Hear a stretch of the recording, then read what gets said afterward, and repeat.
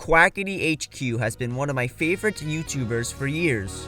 No, that doesn't sound quite right. Quackity HQ was one of my favorite YouTubers for years. He used to follow me on Twitter and we even chatted on occasion, one time in a Snapchat video call that lasted like 30 seconds. I'm not saying that we were friends because we weren't, I'm just showcasing how long ago this was and how much smaller he was. He would interact with his biggest fans a lot back then because he could. It would be nearly impossible to do that now, judging by how many big fans he has. I started watching him back when he was under 5k subs, when he did Toontown videos with text-to-speech voices. Over time, he just started making meme videos showcasing any game or topic with text-to-speech. Over time, he got more confident and started using his voice and then showcasing his face. Quackity has been a man of many hats over the years. He went from text-to-speech memer to trollish commentary channel where he would cover drama and stoke some flames, to doing reaction videos, to now doing Minecraft content with Dream and variety streams. He's collaborated with some of YouTube's biggest stars, including the previously mentioned Dream, Mr. Beast, KSI, Call Me Carson, James Charles, and so many more. My favorite ever of Quackity content is definitely around 2017, when he was doing the commentary and trolling videos.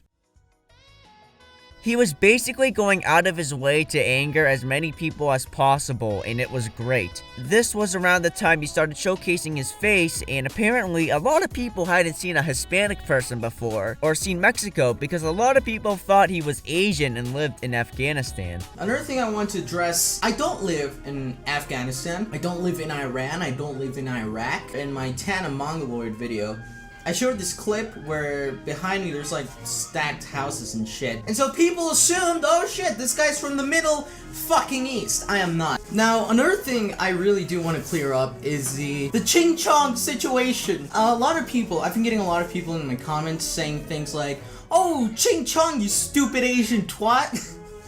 People think I'm Asian for some reason. I mean, I don't...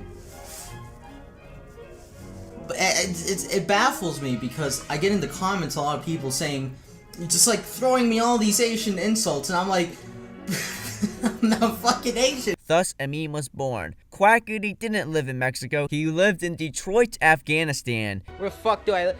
Has it not been clear to you, my friend? I live in Afghanistan. I live in the worst slums of Afghanistan. A lot of people keep saying I live in Detroit.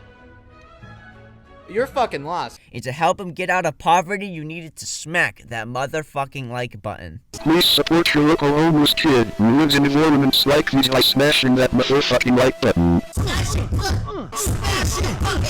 The standard video formula would normally go like this. Open with a skit in live action about how he is in Afghanistan, have a scripted segment where he talks about the subject of the video, have an unscripted segment where he is in a Skype call where he's talking about the subject of the video with his friends, with as many meme edits thrown in as possible. And end the video by prank calling a tech support scammer, normally referencing the topic of the video, or doing a song about the subject. Sometimes he would do both. The videos were very edgy, I would say. He would have beef with many people or groups of people. These include the Instagram meme community, tech support scammers, Fortnite fans, racist people on CSGO, the Roblox moderation team, cringy fandoms themselves, and many more. It's kinda ironic how Quackity used to rail against cringy fandoms, and now he has a cringy fandom.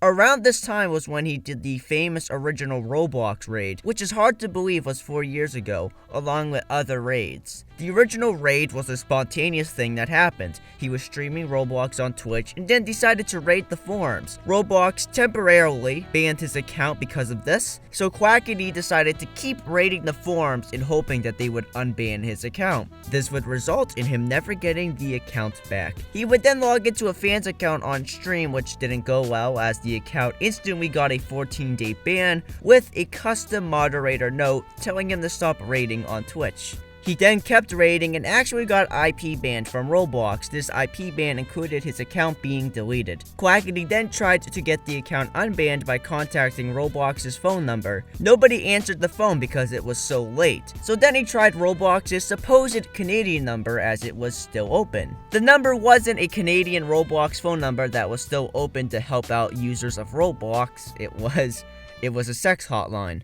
Let's see if this Hey works. there, hot stuff. I've been waiting for your call. Are you ready for some tantalizing fun? The official Roblox Twitch account was watching the stream, and Quackity would be given a 24-hour ban by Twitch. If I had to guess why they gave him the ban, it was probably for calling the sex hotline. And the reason it happened so fast was because Roblox had the Twitch admins on speed dial. He then went live on YouTube, and this is how I started watching the stream, but at that point it was mostly over. In the end, while Quackity lost his Roblox account, on his rebellion to get it back, the entire Roblox website was shut down. He is credited for causing the shutdown, but if I had to guess, there was scheduled maintenance and the site was going to be shut down anyway. But since it was being raided, Roblox moderators just said, fuck it, just shut it down early so we don't have to deal with them. Fuck you, Roblox is now back home. Congrats, my man. You just played yourself. -2 million respect to you. You dumb bitch, you made Roblox dead. You're like Leafy, except he's not a degenerate autistic asshole who fucked himself in the ass over for Fuck you, ass tickle, I in my asshole. It's still quite the accomplishment though.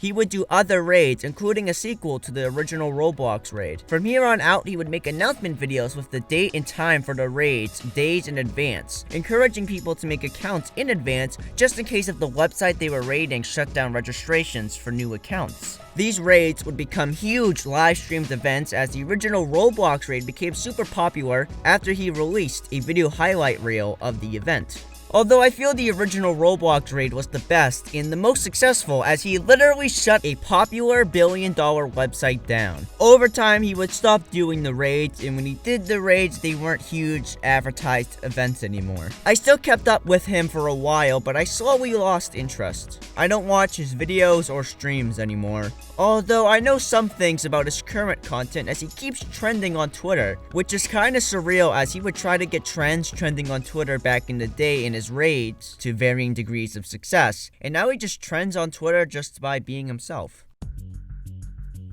I recently went and watched a new video he posted and I noticed something. It's not just something I have personally noticed, quite a few people have as well. Quackity is not funny anymore. Well, maybe that's hyperbole, but Quackity's just not as funny anymore to certain people, which is weird because he is more popular than he ever was. When I would watch Quackity streams back in the day, he would only have like 200 viewers. According to stream charts, on June 2nd, 2021, he had a stream with over 260k people watching it. Do you know how crazy that is? That's not accumulated views over time. That's not impossible to do. I've done it. I've had videos reach 500,000 views before.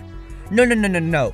260k people all at the same exact time said, I'm going to take time out of my day to watch Quackity HQ live. And the craziest thing is, I don't even know if that's his biggest stream ever, as the website won't show me all of his data. He is definitely one of the biggest content creators on the entire internet at the moment. To further demonstrate how popular he is, while researching this video, I found out there are people who make 20-minute fucking video essays about the Dream SMP lore and analyzing Quackity inside the Dream SMP lore. And these videos receive a fuckload of views. If you don't know, SMP stands for Survival Multiplayer Server. It's been commonplace for a little while now for groups of content creators to have a Minecraft SMP where they produce content on and collaborate on. And it's also been commonplace on these Minecraft SMP servers to have a story being mostly improvised. Some of it's scripted, but most of it appears to not be. Now, I'm on the Talk SMP, an SMP for TikTok creators that make content on or related to Minecraft. Normally when I'm on, I don't want to do lore, I just want to have pleasant conversations. What's your favorite ice cream flavor? Oh, I'm gonna get some backlash for this. What is it? Yo, Eric, thanks for the follow. I really enjoy mint chocolate chip. You should kill yourself. I never understood why so many people on the Talk SMP are trying to create lore, but now I do because for whatever reason, a lot of people care. They care so much that people are building careers analyzing the story told on a Minecraft server livestream and being rewarded with thousands of views. I don't understand why people care, nor will I probably ever will, but whatever. It's not hurting anyone. Anyways, where were we? Oh yeah, I no longer find Quackity to be funny anymore. But obviously me and those who agree are in the minority, as there are people building careers off of analyzing a character he plays on a Minecraft server. Clearly, a lot of people love him and find them funny. They make these fan cams, which are kind of weird to me. Fan cams of real people are fine if they are ironic, but these don't feel ironic at all. Whoever is making these obviously has a crush on the guy, and I don't find it healthy to idolize someone to this degree. Now, why is Quackity no longer funny to me and those who agree? Why has he deleted some of my favorite videos ever uploaded to YouTube? It's simple. He sold out to a mainstream audience. Those who watch Quackity now aren't really the same type of people who watched him a while ago. Quackity used to appeal to people like me or similar to me. Edgy, toxic, young meme enthusiasts. People who liked to be edgy. The type of people who watched Leafy is Here and iDubbbz. Actually, Leafy's channel used to have Quackity listed on the side of it. Quackity also apparently edited for the guy at some point. But now Quackity's audience is teenage girls who like K-pop and think Leafy is racist or something. He's gotten some heat for some of his older jokes, but it doesn't seem to have stopped him at all. He keeps getting more and more popular.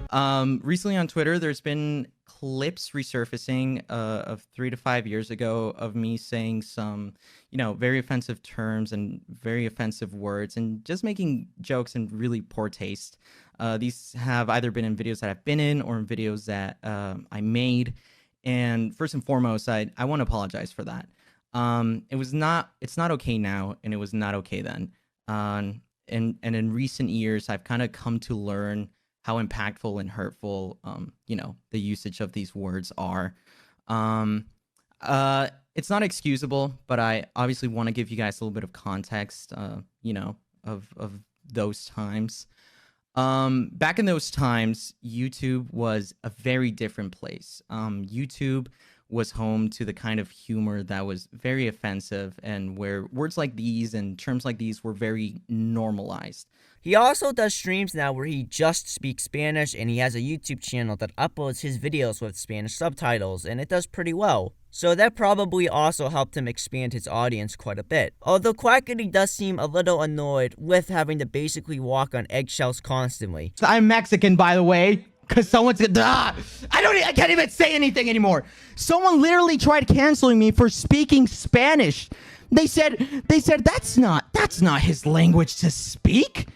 Did you guys see he was making fun of people? I speak Spanish. I spoke Spanish before I ever spoke English. I feel like I'm walking on eggshells, chat. I literally feel like I'm walking on eggshells.